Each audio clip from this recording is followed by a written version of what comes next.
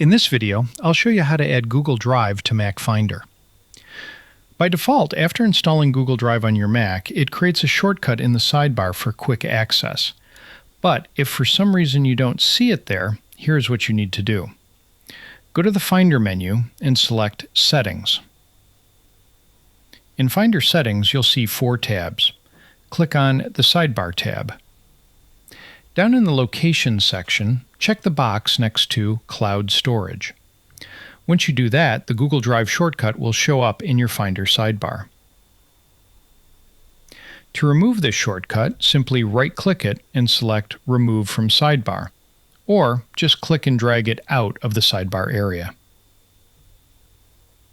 If you want to put the Google Drive shortcut in the Favorites section instead of Locations, here's the trick.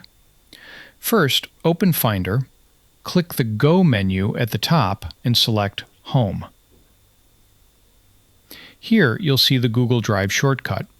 Just drag this icon into the sidebar and you've successfully added Google Drive to your favorites. Also, if the default name is a bit too long, you can right-click the shortcut and choose Rename.